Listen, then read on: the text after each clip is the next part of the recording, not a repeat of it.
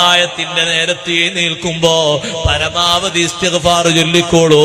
2 റക്അത്തെങ്കിലും നിസ്കരിച്ചോളൂ. കുറഞ്ഞ സമയമെങ്കിലും ദുആ ചെയ്തോളൂ. ഖുർആനോത്തിന് 24 മണിക്കൂറിൽ ഏറ്റവും ശ്രേഷ്ഠതയുള്ള സമയം അന്നും ഇന്നും എന്നും അത്താഴത്തിന്റെ നേരമാണ്. സുബ്ഹിന്റെ ശേഷമല്ല, മഗ്രിബിന്റെ ശേഷമല്ല. സൈനുദ്ദീൻ മഖ്ദൂം റളിയല്ലാഹു അൻഹു ഫതുൽ മീൽ പഠിപ്പിച്ചില്ലേ, ഖുർആനോത്തിന് ഏറ്റവും ശക്തിയുള്ള സ്ഥലം വഖ്തുൽ അസ്ഹാർ. ഒരു പേജെങ്കിലും എന്നും പതിവായി റമദാനിൽ ഓതാൻ ഒരുമിക്കോ. സമയം അതിനു വേണ്ടി നീക്കിവെച്ചോ.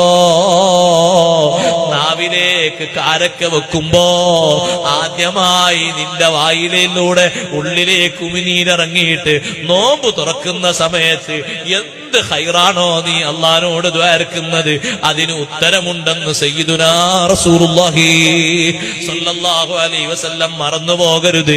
അന്നാനത്തെ നോമ്പ് അല്ലാഹ് കബൂലാക്കി തരാൻ